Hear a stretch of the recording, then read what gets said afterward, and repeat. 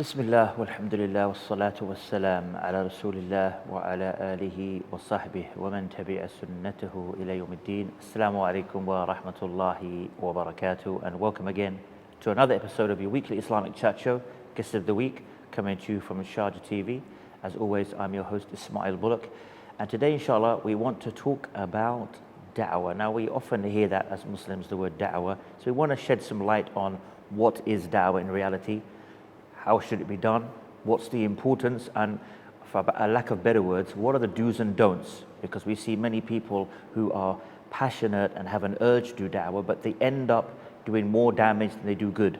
And we're going to shed some light on that, inshallah, with my guest today, Ustad Muhammad Tim Humble. Assalamu alaikum. Wa alaikum assalam wa rahmatullahi wa barakatuh. Jazakallah khair for coming on again. Wa iyaakum, so it's a pleasure. Barakallahu feekum. So, da'wah, I mean, everyone, generally speaking, the average Muslim even, to some extent, has at least heard, understands the general concept of da'wah. But as we know, people get confused with, is it a must, is it not a must, how should it be done? And then some people, they base their da'wah maybe, and I'm sure we're going to go into detail, but they may base it on pure comparative religion. And some people may try and bring their da'wah falsely upon particular agendas or whatever it is. So we're going to shed some light inshallah on that. Inshallah. Alhamdulillahi Rabbil Alameen wa salatu wa salam ala abdillahi wa rasulih Nabiyyina Muhammad wa ala alihi wa sahbihi ajma'een amma ba'd. So the first thing is just to introduce how wonderful da'wah is. وَمَنْ أَحْسَنُ قَوْلًا مِمَّنْ دَعَا إِلَى اللَّهِ وَعَمِلَ صَالِحًا وَقَالَ إِنَّنِي مِنَ الْمُسْلِمِينَ. Nobody is better in speech than the person who gives da'wah to Allah and does righteous actions and says that indeed I'm a Muslim. We all love this religion of Islam. Every one of us, we love our religion. We believe that it's the true religion, and we want to share that religion with as many people as possible. And that's a unique feature of Islam for the most part in comparison to other religions, is that Islam genuinely wants to share that with as many people as possible and calls people to accept Islam and to enter into Islam.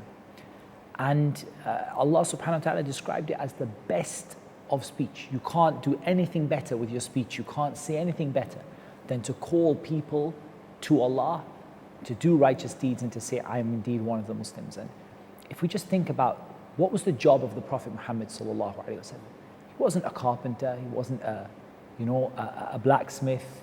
He wasn't a trader after prophethood. Sallallahu alaihi wasallam. His job, the thing that he was sent for, is to call the people to Allah and to invite the people to accept Islam.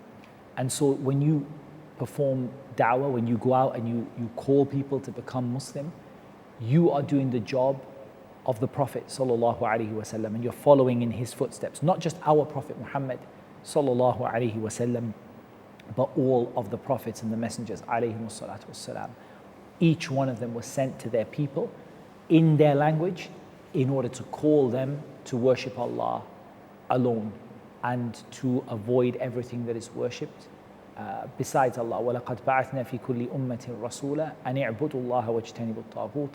We sent to every nation a messenger saying, worship Allah and avoid all those things that are worshipped besides Allah. That's our job.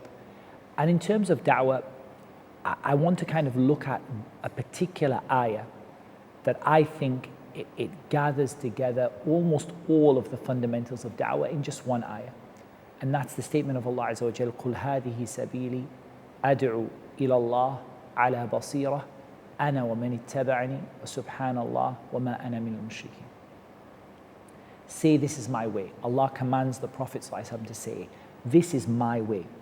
هذه سبيلي, this is what I do, this is my job, this is the path that I am upon. What is that path? أدعو إلى الله. I call to Allah. And this is the first point that I want to stop upon. Many people, really everyone, gives da'wah to something. Through your actions, your speech, your behavior, you're calling people to something. But even if we don't look at that and we just look at people who are actively trying to bring people to them, how many of them are trying to bring people to Allah? So many people are trying to bring people to their own personality, follow me, take me as your spiritual guide or me as your teacher. in reality, we are calling people to Allah, not to me. And we're not calling people to different agendas. Some people, their da'wah is not to Allah. It's to a political affiliation, to an agenda, to some kind of ulterior motive that they have. That's not Islam. Islam is about calling people to Allah. That's the job of the da'iyah. It's not to get involved in things that don't concern them. Min husni Islam al-mar tarkuhu ma la ya'ni. From the perfection of a person's faith is to leave what doesn't concern them. The job of the da'iyah is not to be concerned with agendas and ulterior motives and things like that, but to call people to Allah subhanahu wa ta'ala, meaning to worship Allah and to avoid everything that is worshipped besides Allah. That's the first thing we call people to. And that's why if you want a da'wah training program, the best da'wah training program you can ever have is the hadith of Mu'adh when he was sent to Yemen radiallahu anh as a da'iyah to Allah. And the Prophet ﷺ said to him, إِنَّكَ تَأْتِي قَوْمًا مِنْ أَهْلِ الْكِتَابِ. You are going to a people of the book. فَلْيَكُنْ أَوَّلَ مَا تَدْعُوهُمْ إِلَيْهِ أَنْ يُوَحِّدُوا اللَّهِ. Let the first thing you call them to be to declare Allah's oneness, that Allah is one and no one deserves to be worshipped except Him. And this is the Prophet ﷺ telling Mu'adh, he's sending Mu'adh out to give da'wah. When you go there, إِنَّكَ تَأْتِي قَوْمًا مِنْ أَهْلِ الْكِتَابِ. So you have to know who you're going to a people of the book. They're not like الَّذِينَ لَا يَعْلَمُونَ. The Quran talks about the polytheists. وَقَالَ الَّذِينَ لَا يَعْلَمُونَ. Those people who didn't have any knowledge, they didn't have scripture, they didn't have prophethood. They were people who didn't really know what to worship. And then you have Ahlul Kitab, who are a people who come from a lineage of prophethood, of scripture. You're going to these people, know who you're going to. But the first job of the da'iyah is to call the people, فَلْيَكُنْ أَوَّلَ مَا تَدْعُوهُمْ إِلَيْهِ. The first thing you call them to is أَنْ يُوَحِّدُ اللَّهِ. It's also really interesting that in the da'wah of the Prophet ﷺ, when he was in Mecca, they offered to make him, for want of a better word, the king, right? They said to him, لَن نَقْطَعَ أَمْرًا دُونَكَ. We will never do anything without asking you first. And we will marry you to whichever of the women you wish to marry. And we will give you from our wealth. The only thing is just, you need to stop calling the people to Allah. We will give you complete control. We will marry you to whoever we want. We give you as much money as you want, but just stop calling to Allah. And Allah said, وَدُّوا لَوْ تُدْهِنُوا فَيُدْهِنُونَ. They want you to compromise, so they will compromise. And Allah did not permit the Prophet ﷺ to do that. So our da'wah is to Allah and for Allah alone, subhanahu wa ta'ala. It's not for fame. Some people, they call to themselves because what they really want to do is to be famous. How many followers do you have? How many shahadas do you have? Even though it can be from a tanafus, it can be kind of positive competition. وَفِي ذَلِكَ فَلْيَتَنَافَسِ الْمُتَنَافِسُونَ. It can be a kind of like, okay, let's try and call more people, let's try and invite more people. But it's not a numbers game. It's not about having followers. It's not about how many people watch you or listen to you. لِأَنْ يَهْدِيَ اللَّهُ بِكَ رَجُلًا وَاحِدًا خَيْرٌ لَكَ مِنْ حُمْرِ النَّعَمِ. For Allah to guide a single person through you is better for you than the red camels. And the red camels were the best of wealth that the Arabs had at that time. For them, the red camels was like the elite of the wealth, the most desired wealth that a person could have, the best of it. Like the supercars of today. Yeah, like the supercars of today, a Ferrari of today, or the Bugatti or the Lamborghini of today, that kind of, these expensive cars. That was what the red camels were to them. For Allah to guide one person through you, not 10,000, 1 million, rajulan wahidan, is better for you than the best of the wealth in this world. And also, even that's just why they become Muslim. If you think about it as well, as the Prophet ﷺ said that, the person who guides gets the reward of the one, basically who follows without their reward being reduced in any way. So even after that person becomes Muslim, everything they do after that, you're getting a share in the reward. So even if it's even just, one person, so after having that, inshallah, that initial reward, which is better than, as you mentioned, and then after that, every time that person makes wudu, every time that person prays, every time that person makes dhikr, you are having a share of this reward. Absolutely. SubhanAllah. Absolutely. And then to think about that, if you think about the Prophet sallallahu alaihi wasallam, this is part of what makes his station so high, because every single person that did good since the day the Prophet ﷺ came with this prophethood that Allah sent him with, he gets the reward of every single one of them, because none of them knew any good until he taught them how to do it and what to do. So this, this is part of the reward of the Prophet ﷺ. But even if we don't look at the Prophet ﷺ, look at Abu Bakr. How many of the Ashar al-Mubashireen bil Jannah, the 10 who were promised paradise, became Muslim because of Abu Bakr? SubhanAllah. People became Muslim from the greatest of the companions who became Muslim because of Abu Bakr. And many of as-sabiqun al-awwalun ila al-Islam, the people who became Muslim in the earliest days, became Muslim through Abu Bakr. And Abu Bakr became Muslim because of the Prophet sallallahu alaihi wasallam. It's just amazing to think how much reward you can get. So calling to Allah, ad'u ila Allah. But then how do you call to Allah? Allah said, ala basira, with insight. And insight's even more than knowledge. Knowledge is critical when calling to Allah. And the knowledge that you're required to have is really three types of knowledge when you're giving da'wah. The first is knowledge of Islam. The Prophet ﷺ said, بَلِّغُوا عَنِّي وَلَوْ آيَةً وَحَدِّثُوا عَنْ بَنِي إِسْرَائِيلَ وَلَا حَرَجٍ أو كما قال. He said, convey from me even if it's just one ayah. That means that if you only know one ayah, but you know it and you know what it means, convey it to the people.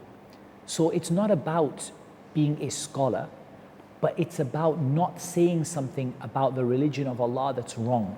Because you have people, they have two problems, right? You have someone who says, I don't know much, so I'll never give any kind of da'wah whatsoever. Absolutely. And then you have the person who knows something, and then during that da'wah, he starts delving into things that he's not qualified to delve in. Absolutely. And making statements in reality that, talking about Allah without knowledge, and we know that's also one, the sin, as they say. So this is a problem as well. There has to be, so if you, like you mentioned, if you know a particular thing, you need to mention that. Most Muslims know, hopefully, they know Surah Al-Ikhlas, and generally the meaning is behind that. If that's all you know, when and however you can, pass that on. But when the person comes back to you and say, why does Islam do this, why does Islam do that? Say to them, I'm not that knowledgeable in Islam, in the the finer parts, but I'll find out and get back to you. But nowadays you see people, they'll start to give their own opinion and their own logic because they don't want to see him in front of the non-Muslim that, oh, I called him out, or he doesn't have the answer. So it becomes more like, if I show I don't know, it's as if he's proven Islam wrong in some people's mind. So they start delving into things. Absolutely. And we know, that just like the poet said, إذا لم يكن أون من الله للفتى فأول ما يجني عليه اجتهاده. The first thing, if Allah doesn't help you and you don't base your knowledge upon what Allah has given you, the first thing that will let you down is your own judgment. I'm going to hold you on that point. Time for a break. Join us inshallah after this short break. Assalamu alaikum and welcome back. So just before the break, we ended on the fact that, you have to, I guess you can stick in your lane, as they say. Yeah, whatever absolutely. you know, you convey. And all of us have a limit to our knowledge. وَفَوْقَ كُلِّ ذِي عِلْمٍ عَلِيمٍ. Everyone has a limit to the knowledge they have. And honestly, for a person just to know, and this is the second type of knowledge you need to have, knowledge of your religion and knowledge of yourself. You can't give da'wah unless you know yourself. You know where your limits are, and you stay within that. And so if a person asks you something that you don't know, you say to them, don't speak on behalf of Islam that I am Islam or whatever I'm going to say. Just simply say to them that, as you said, I don't know the answer to that. I know that Islam has an answer. I personally don't know what the answer is. I'm going to go and find out, and I'm going to get back to you, because the worst thing that you can do is وَأَن تَقُولُوا عَلَى اللَّهِ مَا لَا تَعْلَمُونَ. That you say something about Allah and His religion that you don't know. So it's knowing yourself and knowing your limits, and also knowing your strengths. Some people are very good at the social interaction, at stopping people and kind of introducing Islam to them. Other people are more sort of reserved and deal better in other ways, but you know yourself and you know how to best use the traits that Allah has given you to give da'wah, and the position Allah has given you, and the options that Allah has given you, and what Allah has facilitated for you to give da'wah with. So knowing your religion and knowing yourself. And the third is one we've already mentioned from the hadith of Mu'adh, and that is knowing who you are giving da'wah to. Because for so many people, presumptions are made, right? You meet with somebody of a particular religion. What religion are you? And the person says, I am, for example, I'm a Christian. And when you're speaking to them, you make presumptions. You presume they believe in the Bible. You presume that they are a regular churchgoer. You presume that they have certain beliefs, that they believe that Jesus is the Son of God. And these presumptions can actually cause a block for your da'wah to be accepted. And even presumptions about, for example, now atheism is so common in the world today, and agnosticism, presuming because somebody comes from England, for example, that they must be a devout Christian, for example. Instead, it's really important to ask what a person believes. So to say, you know, I'm a Muslim, and as a Muslim, I believe that there is one God alone and with no partner. Are you of any particular religion? What do you believe about God? And you know, you start to find out, even if it's not indirectly, but you don't make those presumptions. And I've seen really strange things where people have made big presumptions and gone for a long time of explaining. And I remember someone who was giving da'wah to an individual, and he was, you know, telling him about mistakes in his book, and you know, I can show you that your book has errors in it. And it went, and the person was like, okay, really, no, but I don't believe in that book, because they made a presumption that the person was a devout believer in a particular thing, or they came from a particular country. First find out. I've even seen situations where someone's giving da'wah to someone, and after 5-10 minutes, the person says, I'm a Muslim.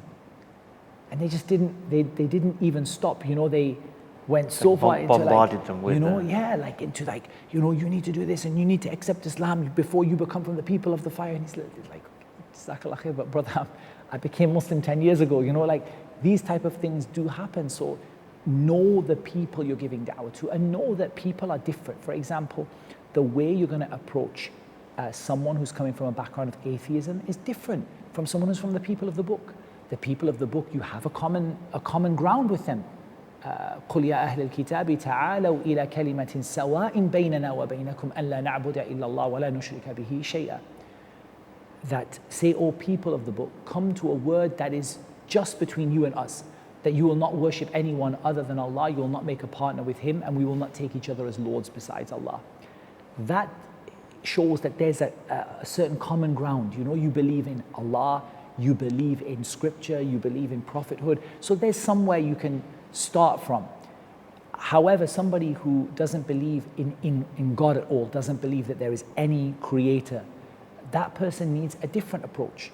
But in that approach, it's so important that we stick within the limits of the Quran, because it can be tempting when you're dealing with people who are not people of religion to go into things like philosophy and try to kind of logically catch them out and try to kind of, you know, debate with them and box them in and things like that. But in reality, what you need to do is just to use the ayat of the Quran that address those people. أَمْ خُلِقُوا مِنْ غَيْرِ شَيْءٍ أَمْ هُمُ الْخَالِقُونَ أَمْ خَلَقُوا السَّمَاوَاتِ وَالْأَرْضِ بَلْ لَا يُوقِنُونَ. Were they created from nothing, or did they create themselves? Or did they create the heavens and the earth? Rather, they are not certain. Meaning, you say to the person that, where do you believe that this universe came from if you don't believe that there is a creator? They say, it just came about like that. And when you talk to them about why and how, you'll find the reality of what Allah said, بَلْ لَا يُوقِنُونَ. They don't have certainty. They don't actually know that's the case. It's a presumption, it's a theory, it's a feeling, it might be true, maybe one day we'll know about it, but it's not yaqeen. So we say to them that you can't base your decision about the akhirah, about where you're going to be when you die, on doubt, on shak and raib and ghalabat al-dhann, on, like, you know, what's preponderant and what might be true, and I think it could be that we might not get anything when we die. You can't make that such a huge decision on that. You have to base your faith upon yaqeen. So if you don't have yaqeen, then perhaps I can present to you the Quran which provides that yaqeen for you, that certainty for you to know that this is why Allah subhanahu wa ta'ala created you, and this is what Allah wants from you. So the Quran has ayat geared towards Ahl Kitab, ayat towards those people who don't believe in a creator, ayat towards those people who worship idols and statues. Each one of those has its own ayat directed towards them, and ahadith of the Prophet ﷺ directed towards them. So you use each one according to the person, and so you know your religion, you know yourself, and you know the person that you're giving da'wah to. And it's not just knowing their religion, even knowing their personality. Is this going to be someone that you're going to use a maw'idha with? Are you going to be, touching their heart and admonishing them, and a bit of, like they say, fire and brimstone, a little bit of like warning them of the fire? Or is this a person that as soon as you mention the fire, they're going to turn and run, and what they need is about Jannah, and they need to know about that Allah loves them? There are some people, as we know in da'wah, you speak to somebody and you can say that, if you don't accept Islam, there's a severe punishment and so on, and they will not accept. And some people, if you say to them that Allah wants good for you, Allah wants for you Jannah, Allah wants to forgive you, they will accept Islam. There are different people. So knowing the person from that angle and knowing the right sloob, the right way of talking to them to get that. And that probably can be taken from the statement of Allah Azza wa Jal, ادعو إلى سبيل ربك بالحكمة والموعظة الحسنة وجادلهم بالتي هي أحسن. Call to the way of your Lord with hikmah. Hikmah here, it means ilm. Most of the scholars of tafsir, they said al-hikmah, hiya al-ilm, that knowledge, but also knowing when to speak, when to be quiet, when to push, when to leave off, when to, sort of be a bit firm and when not to be. And hikmah is always required, and that's why this ba here is bil hikmah. The ba here is lil musahaba, that it's always with you. You never ever give da'wah without hikmah. As for al-maw'idhatu al-hasana, sometimes you do and sometimes you don't. Some people, the maw'idha, the speech that really touches the heart, and it's powerful, and it sort of puts a degree of fear into them. That maw'idha, some people will take it and others not. And it has to be hasana, in the most beautiful way, not horrible or insulting and so on. And then whenever you talk to someone, you're going to have what? Jidal. Jidal, not as in a heavy argument, but as in a back and forward, right? Like you're going to have, no, I don't believe in that. Okay, so what about this? Okay, yeah, you're going to go back and forward. But you go back and forward, billati hiya ahsan, in the best possible standard of manners and the best possible kind of behavior. Something kind of related to what you mentioned earlier about knowing as best as you can the background of the belief of the person.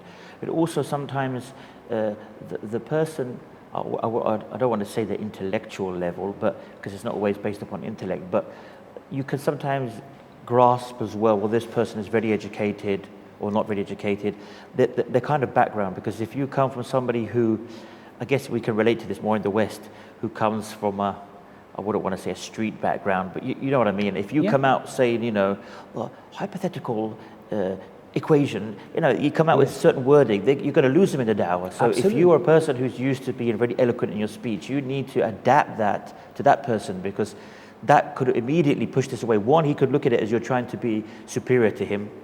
Yeah. And two, he may just feel uncomfortable, like, this guy's on a different wavelength than me. And the other way around as well. Like if you were to go to someone who's very an academic, very intellectual, and speak to them in in street slang, in broken English, for example, the person would be that this religion is not a religion for someone who is academic and someone who is well spoken. It's a religion for the masses or something. So you have to, like Ali ibn Abi Talib radiallahu anhu said, حدث الناس بما يعرفونه. Speak to the people in the way they understand, because otherwise you become a reason for Allah and His Messenger sallallahu alaihi wasallam to be denied. You become a reason why people would deny Allah and deny His Messenger sallallahu alaihi wasallam. So it's extremely important that a person speaks to people in a way they can understand. And that also means not bringing complicated concepts to people before they're ready for them. And this happens a lot because often in da'wah, we don't focus on the thing that matters, which is worshipping Allah alone.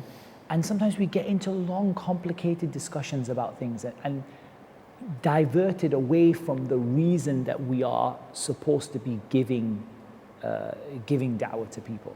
So that can cause a person to become diverted, and it can also make things very complicated for people. And so, for example, if we talk about why do Muslims do 1, 2, 3, 4, 5? Why do Muslims not do this and that and the other? That can be very difficult for someone to understand who doesn't understand the oneness of God to begin with, right?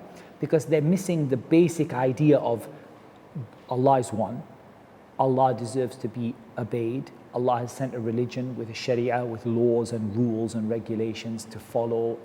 And so because of that, what happens is the person ends up perhaps even rejecting Islam because the concepts being discussed are beyond what they've now got the ability to understand. They're not quite there yet. They need, for example, let's talk about, for example, a woman, for example, who asks about some of the laws relating to women in Islam or rules relating to women in Islam.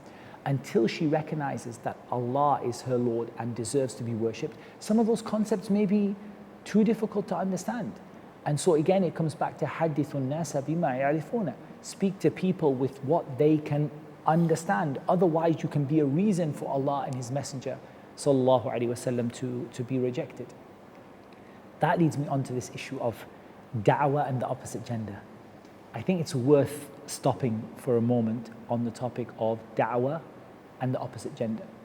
And I think the reason it's worth stopping on it is because da'wah has to be sincerely for Allah. And it can be the case that when you're talking about da'wah to people, the opposite gender, it can lead to those a lack of sincerity in some situations. Going to hold you on that point there. We'll continue inshallah after this short break. Assalamu alaikum and welcome back. Just before the break, we started to touch upon the da'wah to the opposite gender and how your da'wah has to be sincere. And I'm sure we're going to discuss now how sometimes with the opposite gender, the intentions and the mind could wander. And before you go into that, I recall many years ago, I won't mention necessarily the place, but a very famous corner that people give da'wah, and you'd find people giving da'wah. And it was actually quite sad when you reflect on it now. It's almost, not sad, it's almost, I wouldn't want to, because they were brothers, but I wouldn't want to say like a pack of wolves, but almost, I remember a particular lady who happened to be attractive, had taken Shahada, and brothers were surrounding around her, giving out the numbers, and it reminded you of the scenario of an attractive girl, astaghfirullah, in a nightclub where everyone's trying to get her number or give their number. And we're not, saying the brothers comparing it exactly like that, but there was a similarity there, and definitely the intentions were automatically like marry. So that you could see it was a very uncomfortable situation. I imagine for her. I mean, you think about her. Who knows? Inshallah, afterwards she stayed on.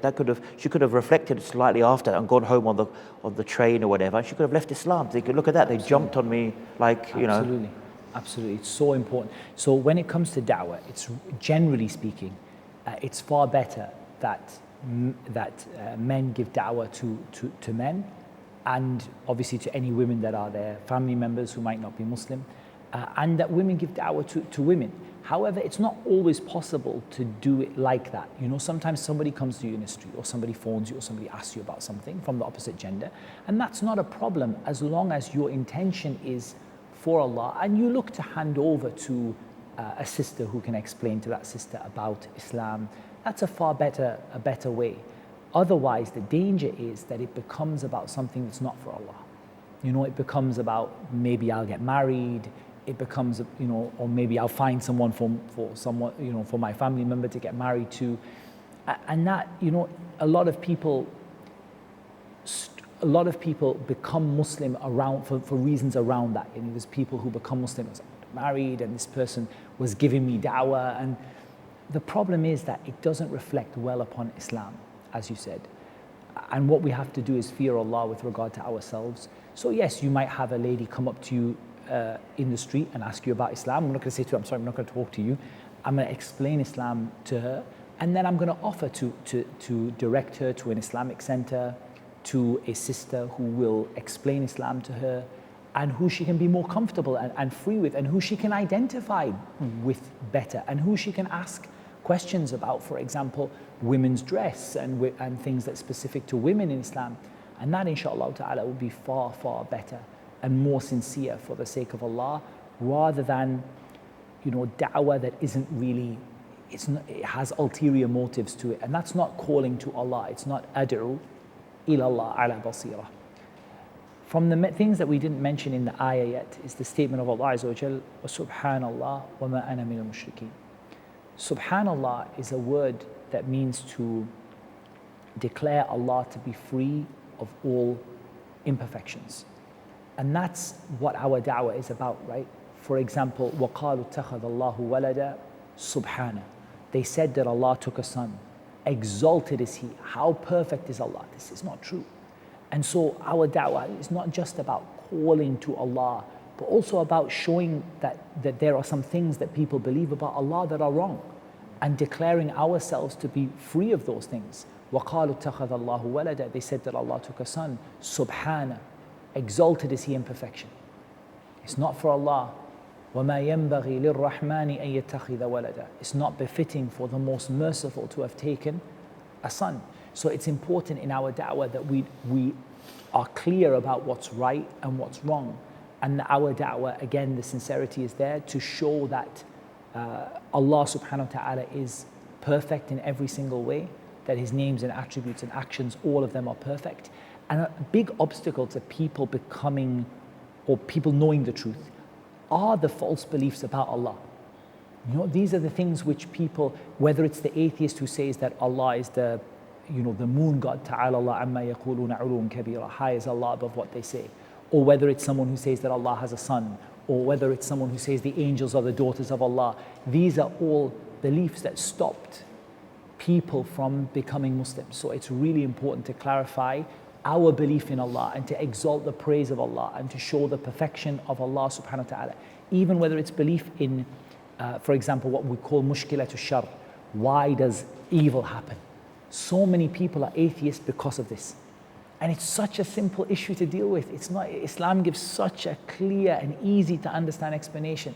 But people don't become or are sort of stuck in this rut of atheism and rejection of God because of this, what they call mushkilat shar.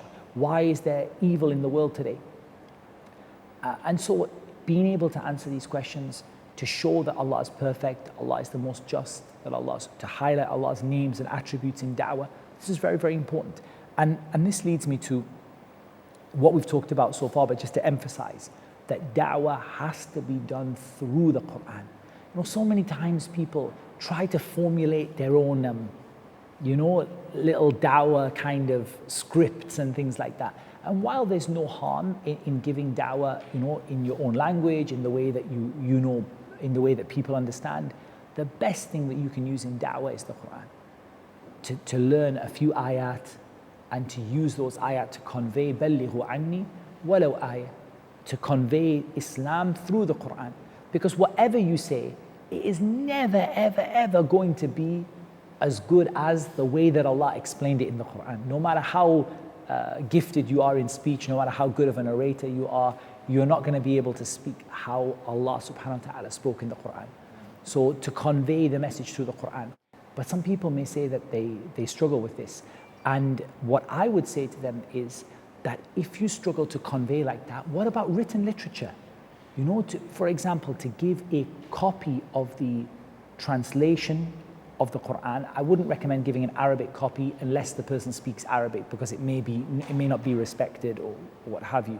But to give a translation of the meaning of the Quran, to give some literature from an authentic source, from one of the authentic Islamic centers, for example, that have literature, to send even a video to someone if you think it would be appropriate to them. Even if you don't have the ability to speak like that, then for sure you can actually pick a piece of paper or a pamphlet or a booklet or a copy of the Quran and give it to somebody, right? And if you think about it, so many times in our daily life, wherever you may be, you're going to the petrol station, maybe going for a drive-through, go to the supermarket to pay for your shopping, at the cashier, pass on a leaflet. The person says, no, thank you, you've done your job. But that's the really minimum. And in reality, sometimes, even if you are highly skilled in da'wah, that may be the only opportunity. You cannot stop it, in a famous supermarket at the cashier and start saying, Yeah. you start having like a da'wah debate, but you can hand over a leaflet. And that's as much as you can as you meet people on a daily basis. So those, giving away those kind of leaflets is very good for, whether you're, it's very good for daily life where you cannot, like we said, have 5-minute conversations with people because you're going about your daily, it could be the ticket conductor on the train, for example, just giving them a leaflet, something simple like that. Absolutely. It's a habit, right? And it's something you have to learn. If you actually practice that daily and you get the habit of, even if it's little business cards which have just got printed, a website about Islam, or the phone number of your local Islamic center with maybe a question on the back or something, something you can just give out to somebody and just say, would you be interested in finding out more about Islam? I'd like to offer you a leaflet. It's such a simple thing, but you have to learn it from someone, because when you know how to do it and it becomes easy for you, it's something that you can practice everywhere. And in the beginning, it might seem to be really difficult for a person. And how do I approach somebody? But actually, it's a habit, and you learn it by watching and observing people who do give da'wah well. I think we were talking about debating with people. I just wanted to touch upon a point in that, which is that when we talk about debating, it's really important that our goal is for the truth to be known, not to put the other person down. Our goal is not to crush the other person, but our goal is to convey the truth and show the truth.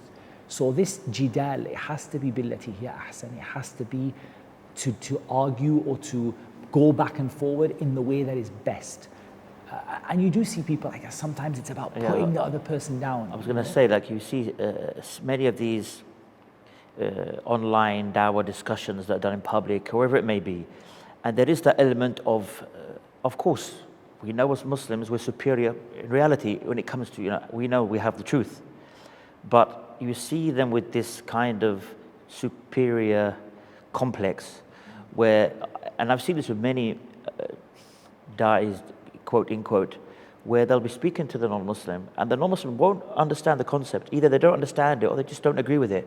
And they will laugh out loud and they will say things like, how can you not understand this? Oh, come on. And they'll be laughing and there'll be a bunch of Muslims around them all laughing their heads off. I mean, what kind of dawah is this? That dawah, you've just spent your time and that person's starting to wonder and think, yeah, he's got a point.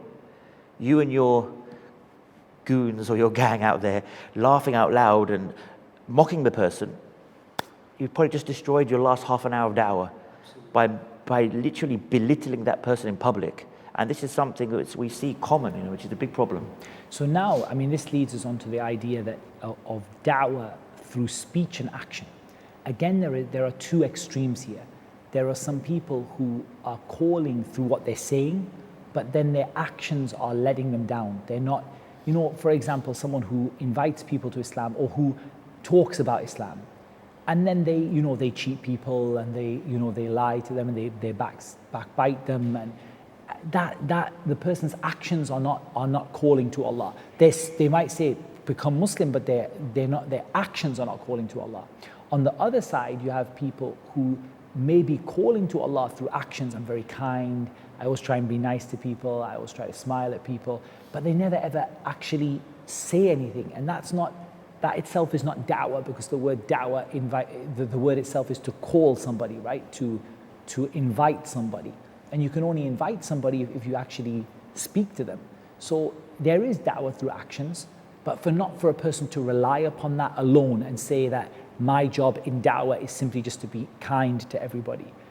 But then for also not a person to say my job is just to speak to people and then be unkind and rude.